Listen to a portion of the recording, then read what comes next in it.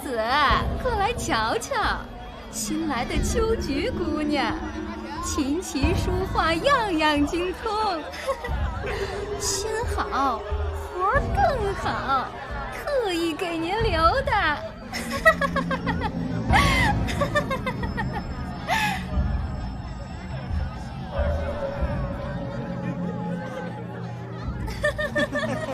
哎呀！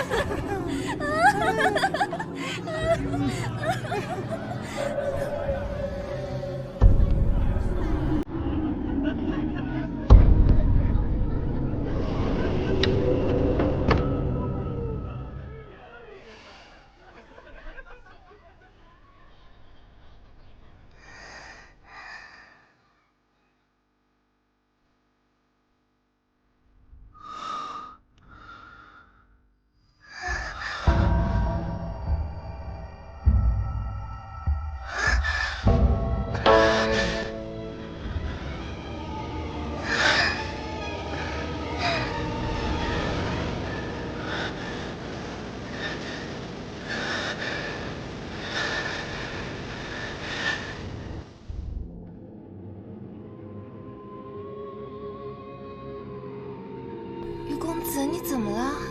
醒醒啊，于公子！快来人呐！死人了！死人了！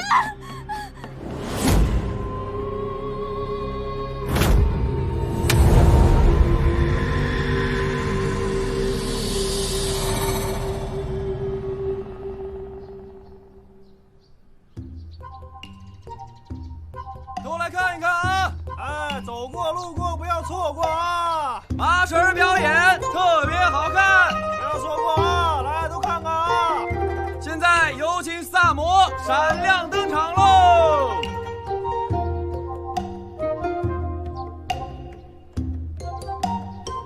这里呢有3根绳子，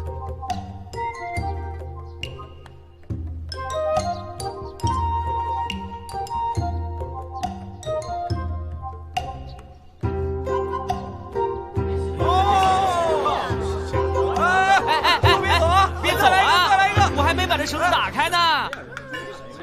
谢谢。走过路过不要错过了啊！精彩表演不容错过，错过一定终身后悔。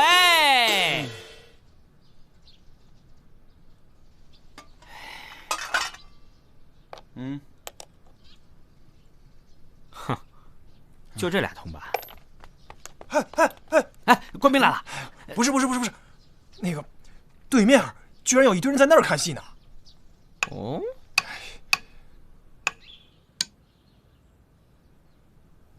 话说这公子眼花缭乱，迷糊中就走到了一间小室跟前。这小室之内是空无一人，只有一张绣榻置于其中。再往前看，墙上挂着一幅栩栩如生的牡丹图，画上的牡丹颜色艳丽，花瓣娇嫩。这公子本来就是爱花之人，看着看着他就入了迷了。啊，这可真是人间绝色呀！突然，只见那远方一阵风吹了过来，这画一动啊，竟从画上下来了一个姑娘。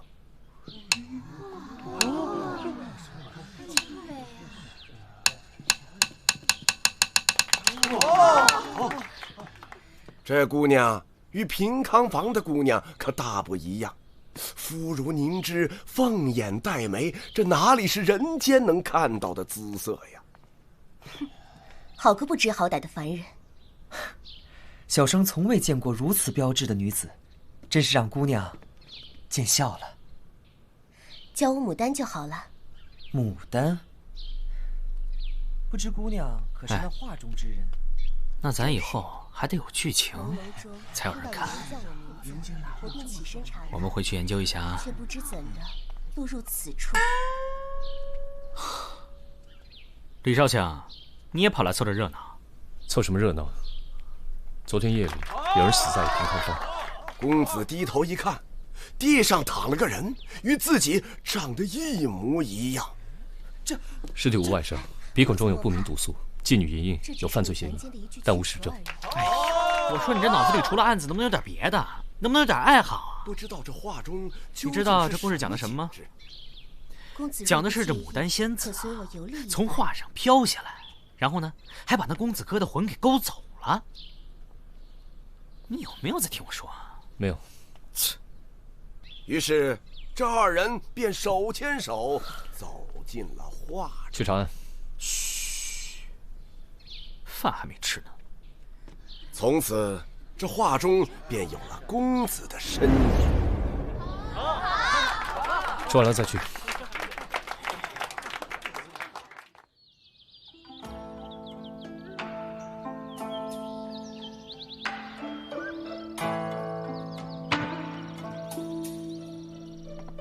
我回来了。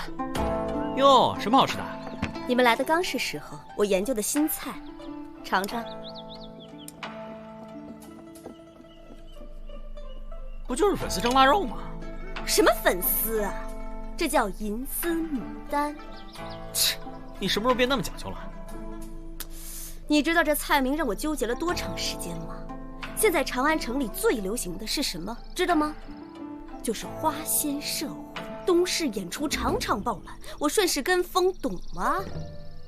懂了。甭废话了，赶紧尝尝，给我提点意见。哼，怎么样？我还是喜欢吃烧鸡。来，李少卿，尝尝。不用了。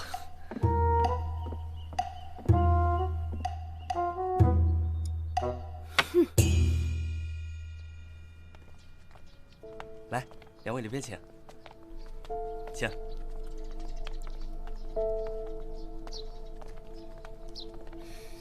啊，这院好香啊！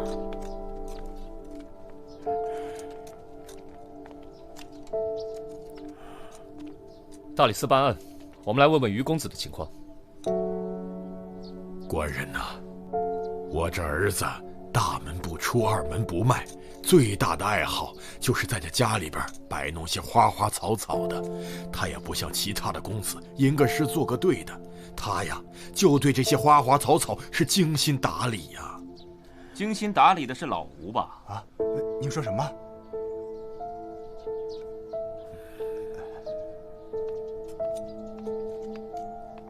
这位是？在下常瑞凡，是于公子多年的花友，平时做些花草生意。于公保重，常某告辞了。官人们告辞。老吴啊，哎，来了。主任有何吩咐？你去把后院的花啊草啊的赶紧处理了。姓常的带坏我儿子，我宁可把花都扔了，也不给他。赶紧！去！我们也想到后院看看。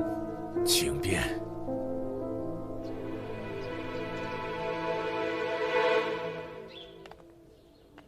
看来于公子的确很喜欢牡丹。是的，这些都是公子生前栽种的。看，这株白无瑕，花瓣没有一丝杂质，世间罕见。常公子开了天价，我家公子都没卖。啊，是挺漂亮的。唉，公子走了，这花草留着，只能惹人伤心呐。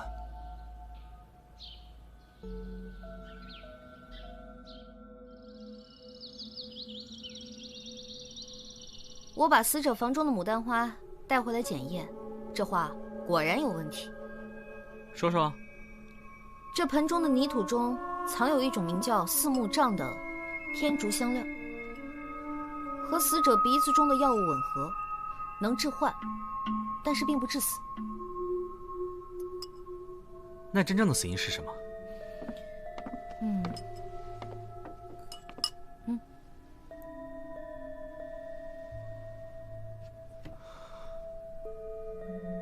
一针致命。封住了颈项要穴，阳虚闭窍而亡。下针稳准狠，那个妓女啊，绝对做不到。如果凶手不是那个莹莹姑娘，而真正的凶手特意选择了她，又在房中的花盆里动了手脚，说明他想把大家注意力都集中到牡丹身上，从而嫁祸他人。也不知道这个于公子生前得罪了什么人。这个恐怕就要去问紫苏了。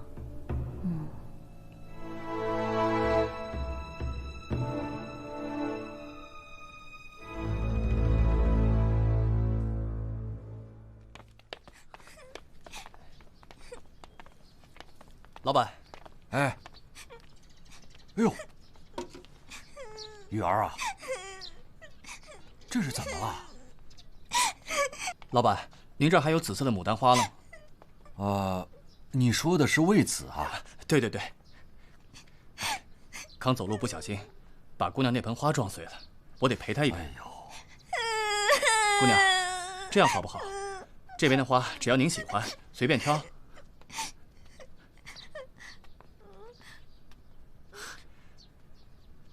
哎，你看那盆怎么样？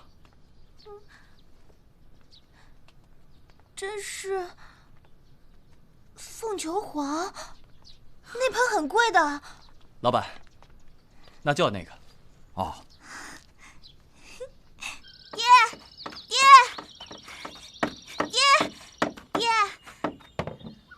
爹，你快看啊！女孩子家的，大呼小叫，成何体统？爹，你看，好不好看？哎呦，你这是从哪弄的这盆花啊？这是女儿买给爹爹的寿礼。哎呀，你这孩子，咱家又不是什么大户人家，咋能花钱买这么贵重的花啊？我看这凤求凰应该是价格不菲吧？这可是雨儿攒了好久的钱才给爹爹买下来的。爹爹不喜欢吗？啊，喜欢喜欢。记住，以后女孩子家说话办事要矜持点。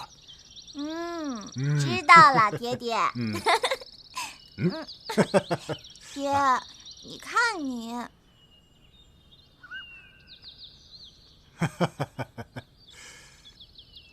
好，咱们把花搬屋里去吧。爹，您慢点儿。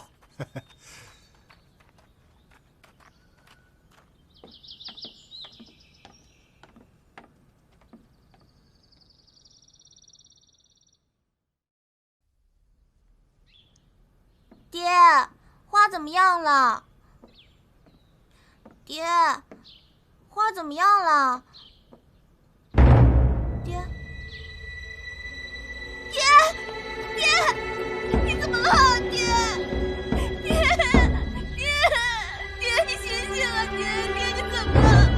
爹，你醒醒啊！爹，你醒醒啊！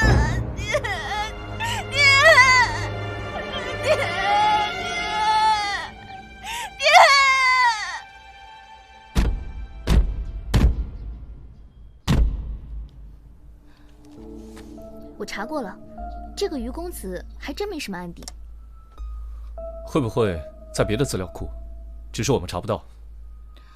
还有另外一种可能性，就是与家庭有关，可以查查于家这些年的恩怨，指不定会有线索。我让三炮去打听打听。老大，不好了，不好了，于家又死人了。是谁？这回是那个园丁老吴。啊？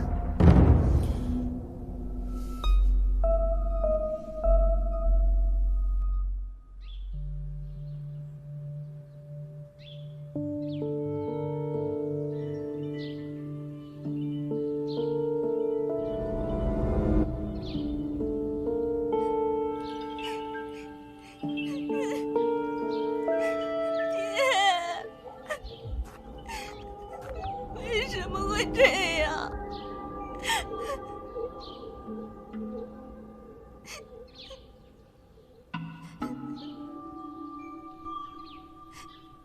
老大，会不会又是那个仙子啊？哟，难道爹爹他不是第一个？别听他胡说，到底发生了什么？昨日是爹爹生辰，小女特意在花店买了一盆名贵的花作为寿礼。可今天早上醒来的时候，就发现爹爹他倒在院子里的那盆花旁边，水壶也倒在地上。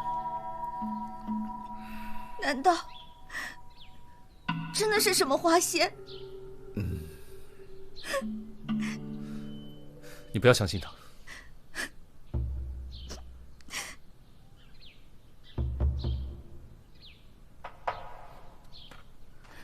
已经检查过了，死者也是中的四目瘴的毒，毒药就下在盆里的泥土中，遇水挥发。那这么说，和于公子的差不多呀。不过死者的后颈没发现针孔，还得把尸体带回去仔细检验，才能确定真正的死因。你说的那家花店在什么地方？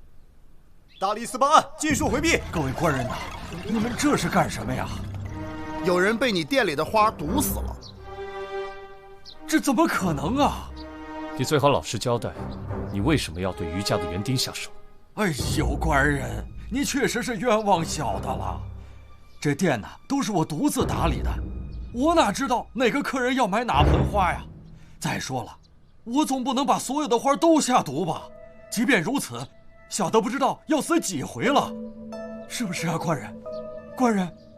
官人您明鉴呐！官人，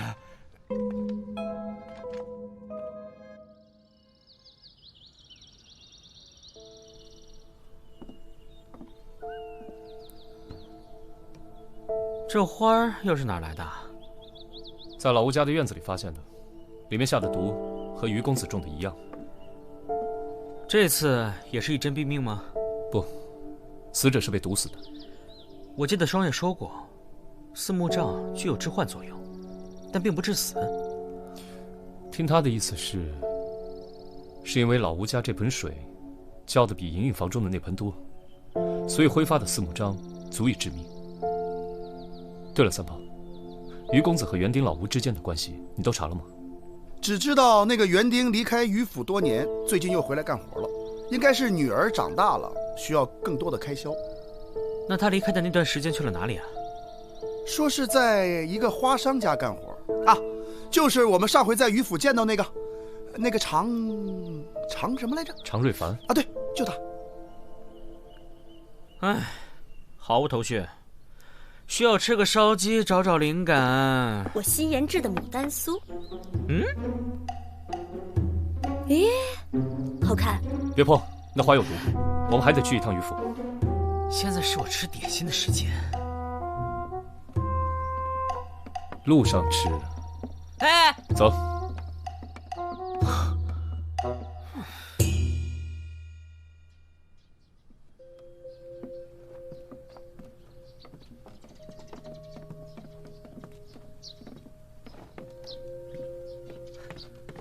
两位官人，我家主人正在卧室扎针灸，实在是不方便见客呀。那看来我们来的不是时候啊。官人，实在不好意思，去吧。官人，我是于府的管家张全。你家主人病了？是啊，最近府上事情多，主人是被气病的。我每天都给主人扎一次银针，病情已经好多了，不过还需要调养些时日。二位有什么话就跟我说吧，我代为转达。平时都是你给主人去治疗扎针的？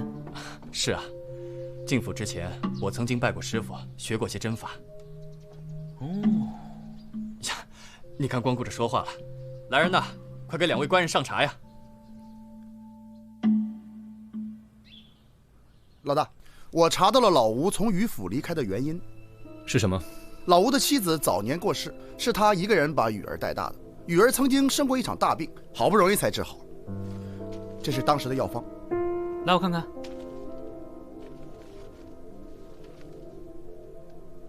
哇，人参鹿茸燕窝，这上面的药可都价格不菲啊！我还查到了老吴离开于府的时间，大概就是雨儿得病不久。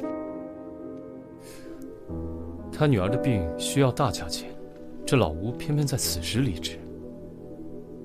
还有，这是于府的人丁簿，上面记载着所有家丁入府离府的时间，很详细。你再去找雨儿问问情况。是。没错，小女的确是生过一场大病。说起来，这也是小女多年来的心结。此话怎讲？那些年，小女的爹爹跑遍了全长安城所有的医馆，都说小女的病没法治，病治不好。爹爹一夜间就好像老了10多岁。小女不想拖累爹爹，偷偷买过老鼠药，可又没勇气服毒。直到有一天，小女的爹爹从外地回来，说我的病有的治了。我喝了爹熬的药汤，身子渐渐好了起来。后来我看过药方，有好几味昂贵的药材。那他有没有说过这配药的钱是从哪儿来的？当时家中入不敷出，小女也不知道爹爹哪来的那么多钱。那个时候，爹爹显得心事重重的，经常喝醉酒回来，还总说些奇怪的话。什么奇怪的话？好像是说都是我的错，真是造孽呀！都是我的错，真是造孽啊！都是我的错。他就一直这样重复着，小女也不知道此话是何含义。都是我的错。哎，那你那日去花店，除了花店掌柜，还有跟其他人打过交道吗？有，当时小女走在街上，有人把小女撞倒了，花盆也摔碎了。当时那人心肠特别好，他带着小女回到花店，又买了一盆，就是那盆凤求凰。你还记得那人的长相吗？我记得他的衣裳，料子一看就不是普通人家的。你再想想还有没有什么其他的细节？小女幼时学过丹青，画给你看吧。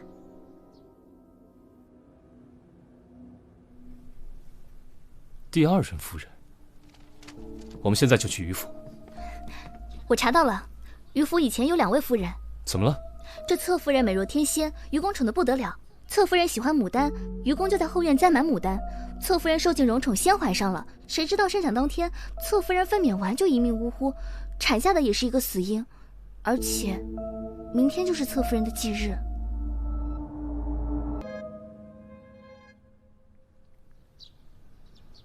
张全，给客人上茶。是。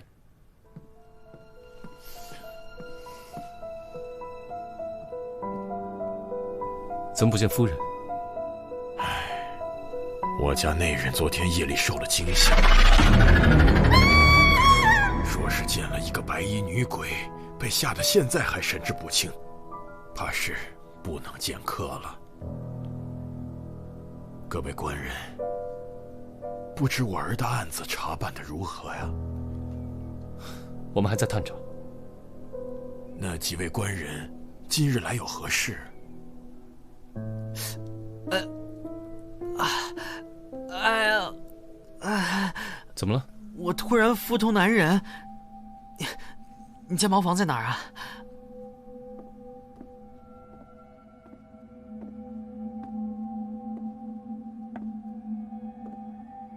你不要过来，不要过来！我求求你了，你走吧！不要过来！不要过来！不要过来！不要过来！这府里容不下2个女人，你不要怪我，是你自己该死！不要过来！不要过来！夫人。不要过来！夫人，你没事吧？不要过来！不要过来！我儿子已经被你害死了，你放过我吧！我我真的知错了，我错了，求求你快点走吧，不要过来，我求求你。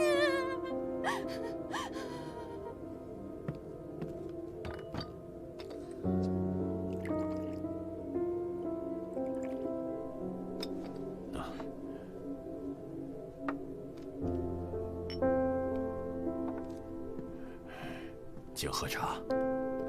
不要喝。怎么了？我已经知道杀害于公子和老吴的凶手是谁了。什么？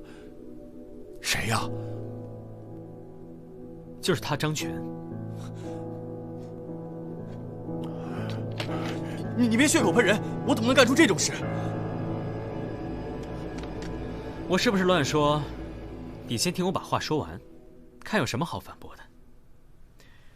你知道于公子钟情莹莹姑娘，那日在平康坊，你先在房里牡丹中下毒，于公子中毒晕倒后，你用银针刺其后颈，让他阳虚闭窍而亡。你拜师学过针灸，扎死个人并非什么难事。你冤枉我，主人，我学扎针只是为了伺候主人，从没想过要行凶害人呢。杀了于公子后，你又杀了老吴。当年老吴女儿病重，为了得到女儿的救命钱，他不得不听命于于夫人，暗地里害死了侧夫人母子。那天你故意撞倒老吴的女儿，在重返花店为其选花时，趁机将事先准备的毒药撒在花盆里，使得老吴给花浇水的时候中毒身亡。昨天夜里于夫人见鬼受惊，想必也是你在装神弄鬼吧？我在你房中找到了这个，怎么样？你还有什么要说的吗？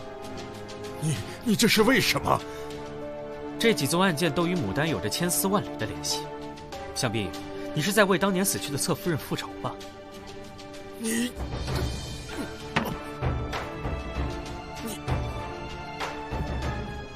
这些人都该死，都该遭天谴，为我的母亲赎罪。你是不可能，不可能，真不可能！你当年不是已经死了吗？那个贱人一心想害死我们母子，想让老吴斩草除根。老吴用一个死刑把我换了，随后把我交给他远亲抚养。我养父临终前才告知了我真相，而你明明知道真相，却为了这家丑一直三缄其口。助纣为虐者也得死。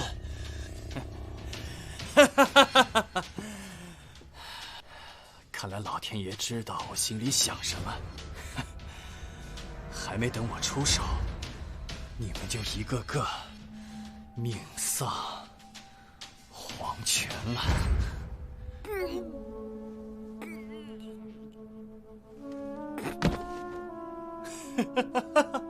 等等，你是说他们还想狡辩？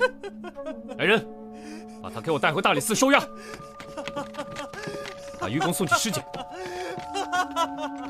报应啊，报应！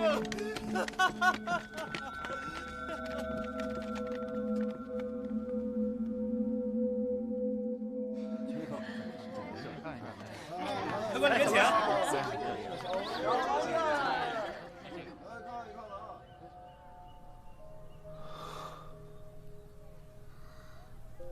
琢磨什么呢？案子不都结了？最后，凶手也没认罪，我总觉得哪儿有点不对劲。哎，客官，您这边请。你来啦。那边查的怎么样？搜不了张璇的家，也没有找到下毒的证据，没法结案。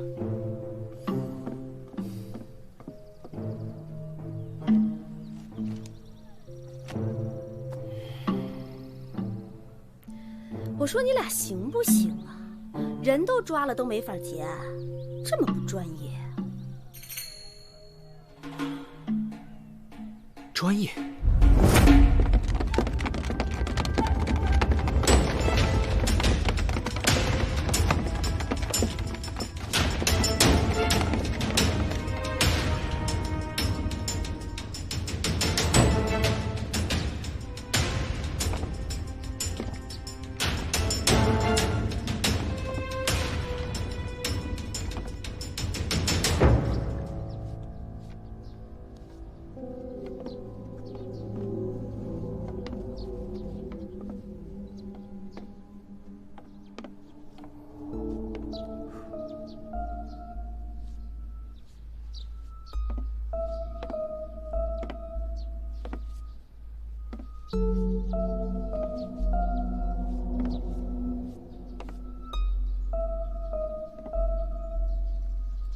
这白巫侠真是美啊，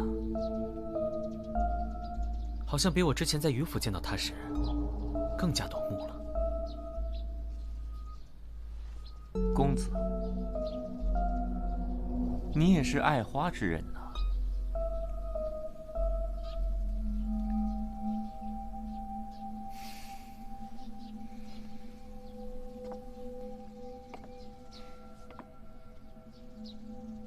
你很聪明，张全的确是完美的替罪羊。他应该感谢我，是我帮他除掉了那些罪人。我们怀疑张全，是因为他的身世和动机非常清晰，而你，仅仅是因为一朵白巫峡，就制造了这起连环杀人案，实在很难有说服力。哦。那你们是如何怀疑到我的？因为这张全的作案动机看似成立，其实不然。他明明是被老吴救了一命，却要对救命恩人下毒手，这实在是说不过去。再说手法，如果他在给雨儿姑娘买花的时候，在花盆里下了毒，那他怎么知道老吴什么时候浇水呢？所以，他根本控制不了谋杀的准确性。再者说了，下毒已经可以使人毙命，杀死于公子却用银针，好像是在故意暴露自己的作案手法，或者说，凶手是在暗示我，顺着错误的逻辑往下推进。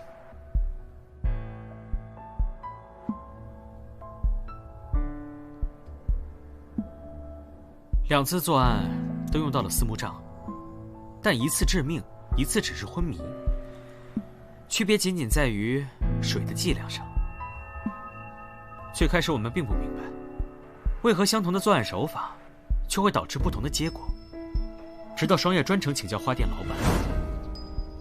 老板，这牡丹花应该浇多少水才合适啊？小姑娘，你还真问对人了。哦，这牡丹花啊，喜高燥，忌低湿。你浇花的时候啊，一定得看清楚了土的湿润程度。要浇水呢，一定要浇透，尤其是要提防那个假湿。假尸啊，是那个甲虫的尸体吗？啊，哎呦，这是哪儿跟哪儿啊？我说的是真假的假，湿润的湿。哦，哎，小姑娘，你过来看看。啊，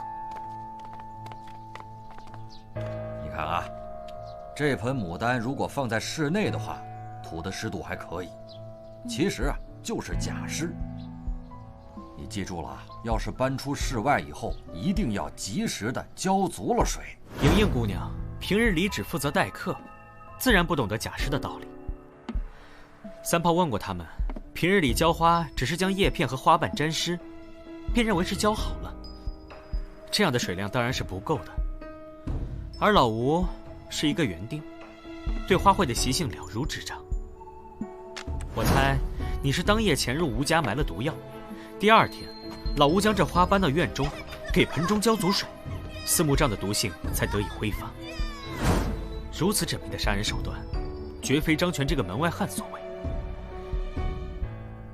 你作为长安城最大的花商，平康坊和花店的花卉，都是你供的货吧？你向于家高价求购白无瑕，于公子拒绝，你便杀了他。随后，于老爷恨你带坏了于公子，宁可把花都扔了也不肯给你。所以说，于老爷就是你最后的绊脚石。你利用张全的身世，间接害死了于老爷。于老爷死后，你就去府中高价买走了白无瑕和嫁接的方法。为了这盆花，你可真是煞费苦心呢。我实在不能理解，你真的就只为了这一盆花，夺去了3条人命。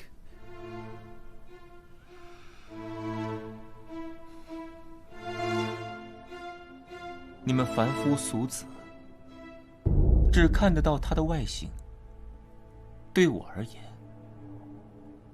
他就是我的恋人。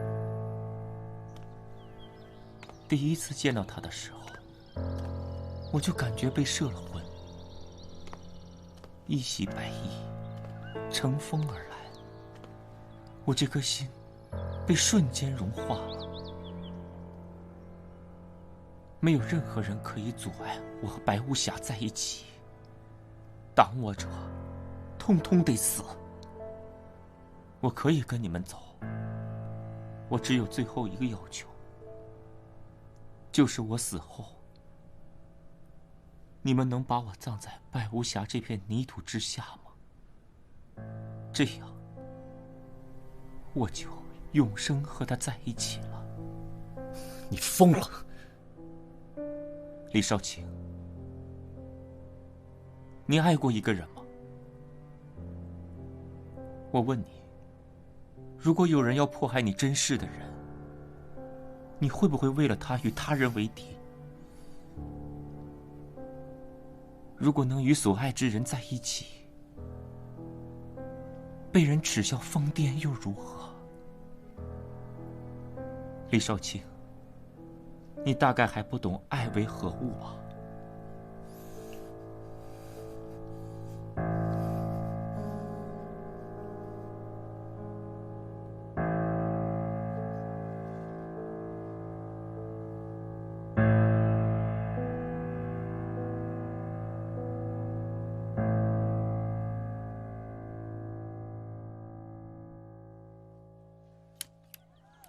你们的菜色不错，钱给我们老板娘就行了。炮爷，多谢客官。炮爷，赶紧的，花仙摄魂开演了，快看看！等我，老大，快开戏去了！谁呀？哎，客官，记下账吧。哎，思佳，走，你不过去看看。才子佳人的老套路，看一次还不够啊？800遍都不够。